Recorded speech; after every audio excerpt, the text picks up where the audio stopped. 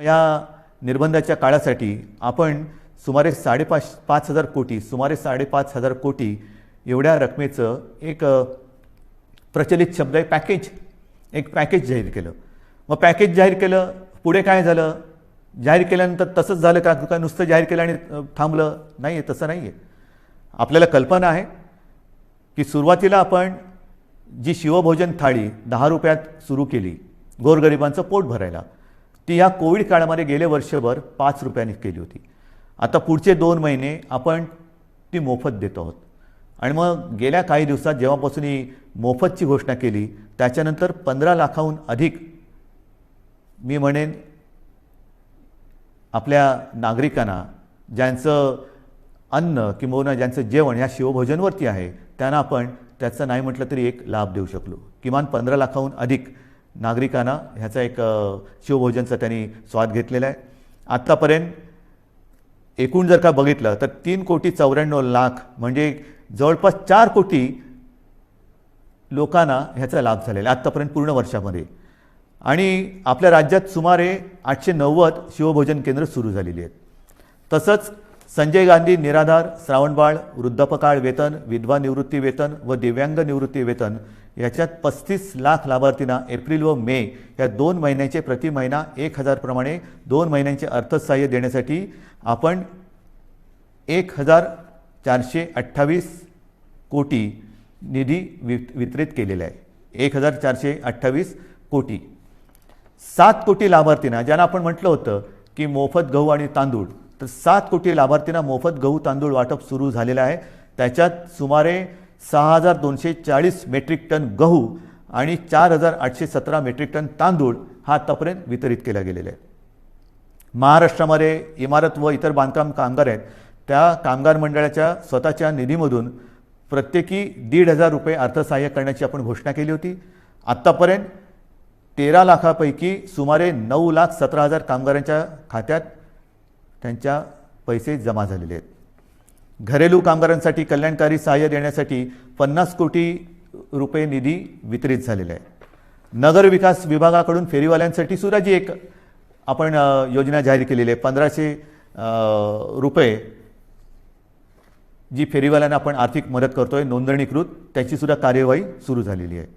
आदिवासी कुटुंबांना साधारणतः 11.5 लाख लाभार्थी आहेत. त्याच्यामध्ये त्यांना प्रति कुटुंब 2,000 हे आपण खावटी चा लाभ जो देण्याची योजना जाहीर केली त्याच्यात सुद्धा कार्यवाही सुरू झालेली आहे.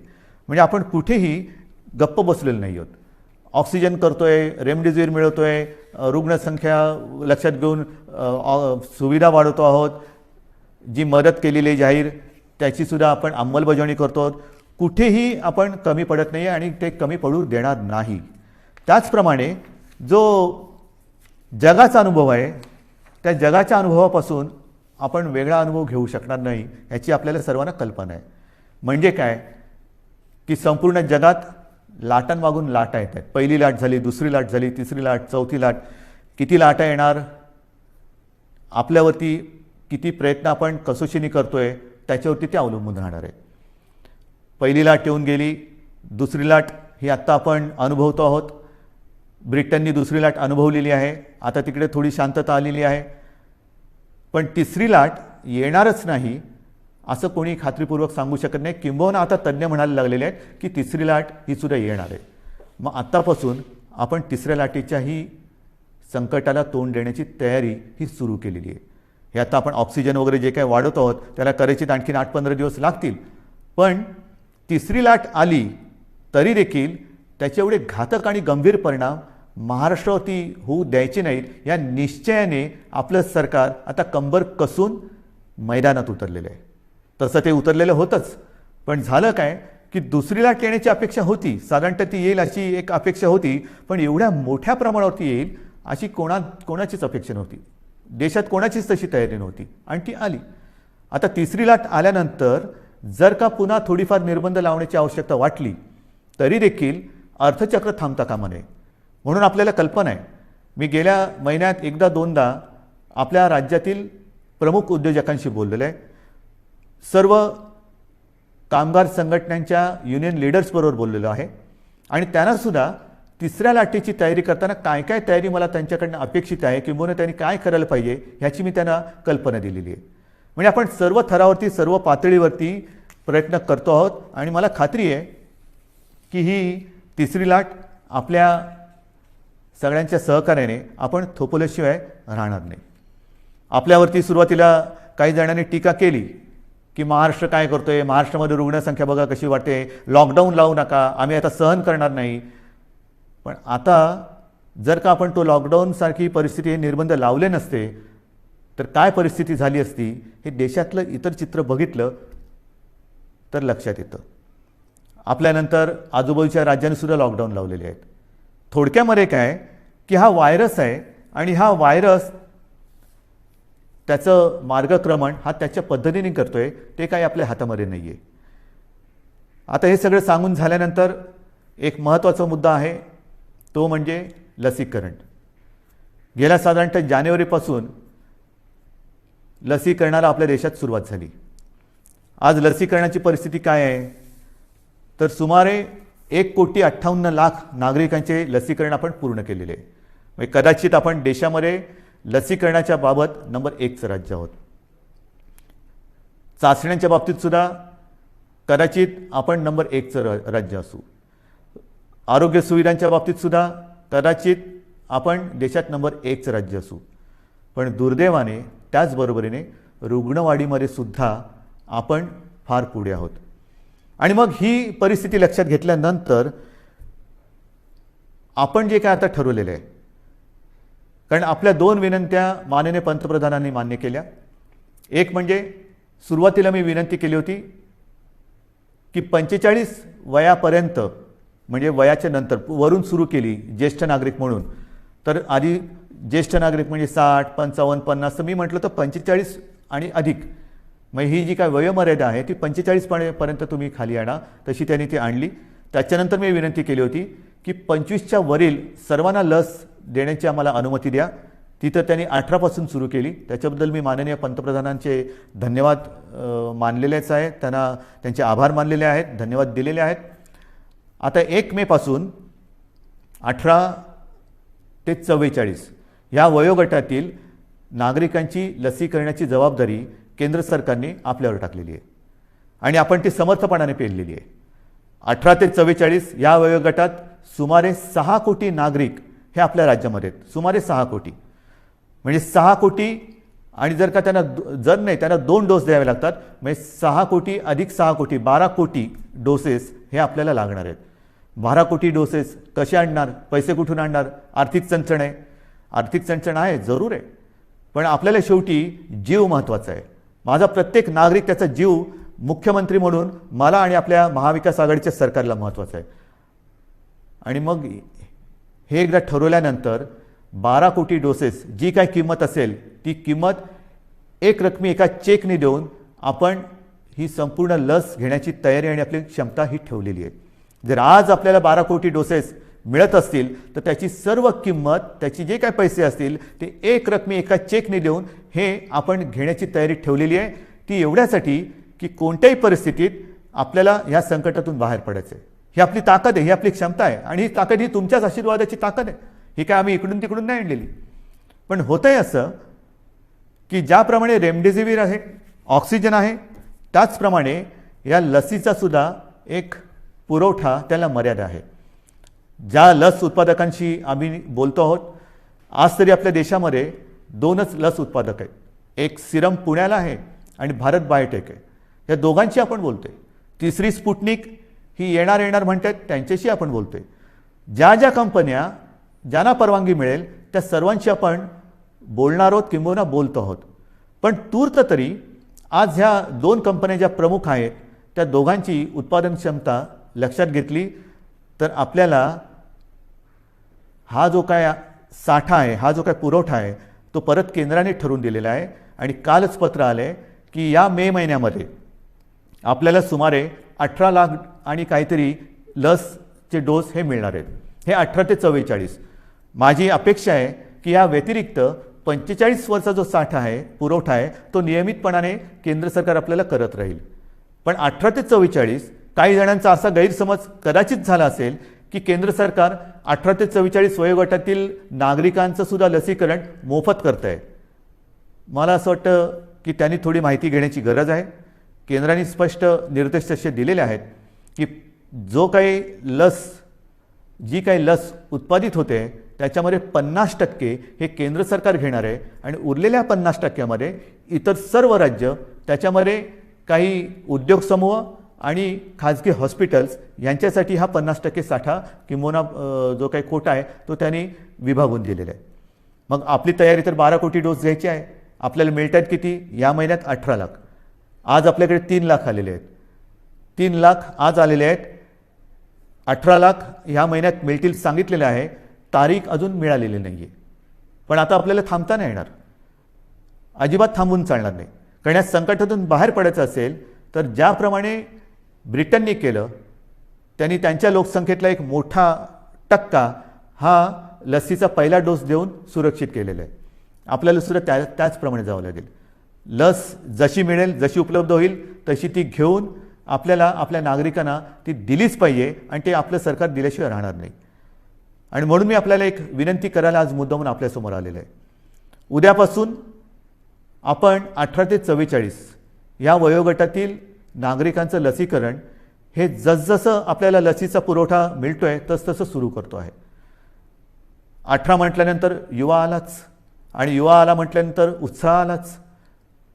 कालसुद्धा आपण पाहिलं असेल की कोविन ॲप हे कोसळलं. जसं गेल्या वेळेला सुद्धा लसीकरण सुरू केलं आणि ते ॲप क्रॅश झालं, तसंच काल हे ॲप क्रॅश झालं. होणार, हे काही दिवस होणार. जोपर्यंत हे मार्गी लागत नाही तोपर्यंत ह्या थोड्या गोष्टी होणार आणि त्या होऊ नयेत म्हणून आज मी पुन्हा एकदा माननीय पंतप्रधानांना विनंती केलेली आहे, पत्र पाठवलेलं आहे की एक तर आपण केंद्र म्हणून प्रत्येक राज्यासाठी एक वेगळं ॲप तयार करून ते आपल्या मुख्य ॲपला जोडा किंवा सर्व राज्यांना त्यांची ॲप तयार करण्याची परवानगी द्या की प्रत्येक राज्य आपला ॲप तयार करेल आणि ती ॲप आपल्या मुख्य ॲपबरोबर जोडली जातील. आता हे झालं तर सुविधा अधिक वाढेल. लसीकरण, त्याचं नोंदणी हे अधिक सुरळीत होईल. परंतु हे जोपर्यंत होत नाही तोपर्यंत आज जसं आपण संयम दाखवत आहात तसाच संयम हा उद्यापासून आपल्याला दाखवावा लागेल. ॲपवरती नोंदणी करून ज्यांचं लसीकरण जिथे जिथे असेल त्यांना त्याच्याप्रमाणे माहिती मिळेल की कुठे आपण जायचं आहे, कधी जायचं आहे हे आपल्याला त्या ॲपवरनं कळेल आणि त्याचप्रमाणे आपण त्या केंद्रावरती जा. महत्त्वाची सूचना आहे ही. ह्याचं कारण असं की आपण फोटो बघतो आहोत. लसीचा पुरवठा फार मर्यादित आहे. लस उत्पादन हे आज मर्यादित क्षमतेमध्ये होत आहे. साधारणतः जून जुलैपासून ही क्षमता वाढेल अशी आपल्याला माहिती मिळालेली आहे आणि तोपर्यंत लसीकरण केंद्रावरती गर्दी करणं ही हितावह नाही आहे. कारण जी झुंबड तिकडे उडताना दिसते, मी साहजिक आहे, मी समजू शकतो. आपल्याला सर्वांनाच बंधनाचा नाही म्हटलं तरी उभं आलेलं आहे, कंटाळा आलेला आहे आणि ज्या बातम्या आपण पाहतो आहोत, बघतो आहोत, त्या बघितल्यानंतर मन सुन्न होऊन जातं, विषण्ण होऊन जातं की काय चाललेलं आहे, कसं करायचं, काय म्हणजे नाही म्हटलं तरी या कोविडची दहशत आहे. तर त्या दहशतीतून बाहेर पडण्यासाठी, भीतीतून बाहेर पडण्यासाठी लसीकरण केंद्रावरती गर्दी करून काही होणार नाही. आपल्याकडे लसीचा साठा ज्याप्रमाणे येतोय त्याचप्रमाणे तो दिला जाणार आहे. एक लक्षात घ्या, उद्यापासून 18 ते 44 या वयोगटातील नागरिकांचं लसीकरण जे सुरू होते, उद्या पहिली लस दिली जाणार आहे, शेवटची नाही. माझं वचन आहे जे मी तुम्हाला सांगितलेलं आहे की हे आपलं सरकार आहे. 18 ते 44 वयोगटातील नागरिकांची जबाबदारी जी लसीकरणाची केंद्राने राज्यावरती दिलेली आहे ती पूर्णपणे पेलायला आपलं सरकार समर्थ आहे. त्याची तयारी ही आपण पूर्ण केलेली आहे. 18 ते 44 आणि त्याच्यानंतर केंद्राकडून जो काही पुरवठा येतो 45 आणि अधिक, ह्या दोन्ही म्हणजे तमाम सर्व वयोगटातील 18 पासून पुढे नागरिकांच्या लसीकरणाची सोय हे आपण करतो आहोत. सुरुवातीला थोडीशी एक ती शिस्त येईपर्यंत आपल्याला वाटेल की गोंधळ उडतोय, पण तो गोंधळ उडू नये म्हणून कुठेही गर्दी करू नका. काही ठिकाणी मला तर आता अशी भीती वाटायला लागलेली आहे की ही लसीकरण केंद्रसुद्धा लसीकरण केंद्राच्या ऐवजी कोविड प्रसारक मंडळ होतात की काय. तर तसं कृपा करून करू नका. कारण आपण इतरांना सर्वांना शिस्त लावतोय की हे बाजारपेठामध्ये शिस्त पाहिजे, इकडे शिस्त पाहिजे, तिकडे शिस्त पाहिजे आणि मग जिथे लसीकरण करतोय तिकडेच जर का शिस्त नसेल तर सगळं मुसळ केरामध्ये जाईल. म्हणून मी हात जोडून आपल्याला नम्र विनंती करतोय की उद्यापासून जसजशी आपल्याला ही लस उपलब्ध होत जाईल तसतशी आपण ही संख्या वाढवत जाणार आहोत. तूर्त आज आपल्याकडे 3 लाख लसी आलेल्या आहेत 18 ते 44 वयोगटातील नागरिकांसाठी. त्याचं वितरण हे साधारणतः रुग्णसंख्या आणि लोकसंख्येच्या प्रमाणात केलं गेलेलं आहे. 3 लाख लसी हे फार म्हटलं तर त्रुटकच आहे, कारण काल परवाकडेच आपण 5 लाख डोस एका दिवसात दिलेले आहेत. 5 लाख डोस एका दिवसात. आपली क्षमता ही आपण 10 लाखापर्यंत पण देऊ शकू. जर का आपल्याला 1.5-2 कोटी किंबहुना त्याहून अधिक डोस जर का मिळत गेले महिन्याचे, तर आपण दिवसरात्र मेहनत करू आणि लवकरात लवकर महाराष्ट्र या संकटातून बाहेर काढू. ही झाली आपली क्षमता, पण मर्यादा ही येणाऱ्या पुरवठ्यावरती अवलंबून आहे. आणि म्हणून मला असं वाटतं, कुठेही गोंधळ गडबड करू नका, घाई करू नका. आपल्याला सर्वांना म्हणजे 18 पासून सर्व या सगळ्यांचं लसीकरण हे सरकार करणार आहे. पुन्हा एकदा सांगतो, कोणाचाही गैरसमज होण्याची आवश्यकता नाही. 18 ते 44 वयोगटातील सुमारे 6 कोटी नागरिकांच्या लसीकरणासाठी जे 12 कोटी डोस आपल्याला आवश्यक आहेत, ते एक रकमी चेकने खरेदी करण्याची तयारी आपल्या सरकारची आहे. मी आपल्या माध्यमातून, आपल्या साक्षीने आपल्याकरता केंद्राला पुन्हा एकदा विनंती करतो आहे की आमची तयारी पूर्ण आहे. कृपा करून आपण ह्यामध्ये लक्ष घालून आम्हाला लवकरात लवकर जास्तीत जास्त लसचा पुरवठा उपलब्ध करून दिलात, लसचा साठा उपलब्ध करून दिलात, तर महाराष्ट्र हे नेहमी चांगल्या बाबतीमध्ये नंबर 1 वर राहिलेलं आहे. लसीकरणामध्ये सुद्धा आजसुद्धा नंबर 1 वर आहे. लवकरात लवकर आम्ही ह्या कोविडच्या संकटावरती मात करून दाखवल्याशिवाय राहणार नाही, हा आत्मविश्वास मला आहे. आणि म्हणून बांधवांनो, भगिनींनो आणि मातांनो, जे सहकार्य आजपर्यंत आपण मला केलं, ज्या माझ्या शब्दावरती आपण विश्वास ठेवला, मध्ये आपल्याला काही जणांनी भडकवण्याचा प्रयत्न केला, मला त्याच्याबद्दल काही म्हणायचं नाही आहे. कारण ह्या आपल्या संवादामध्ये मी कधीही कुठेही राजकारण आणणार नाही. राजकारण मी जाहीर सभेमध्ये जरूर करेन. जे कोणी गैरसमज पसरवत असतील त्यांच्यासाठी मी जाहीर सभा जरूर घेईन, पण जाहीर सभा घेण्याची आज वेळ नाही आहे. कुठेही सभा समारंभ हे आपल्याला करता कामा नये. जशा जाहीर सभा करता कामा नये, तशीच आणखीन एक गोष्ट की येत्या महिन्यामध्ये लग्न समारंभ त्याचे मुहूर्त खूप आहेत. बघा ना, पंचांग काढून बघा, तुमच्या मनात पण असेल की आता होणार कसं, तर त्याही बाबतीमध्ये आपल्याला नाईलाज म्हणून 25 जणांची मर्यादा टाकलेली आहे. आता काही जणांनी म्हटलं 2 तासात कसं होणार, आता करू काय. नाही तर काही जण मी हेही बघितलेलं आहे की 25 जणांची मर्यादा आहे ना, दर 15 मिनिटाला 25, तसं नाही. म्हणून नाईलाज आहे आपला.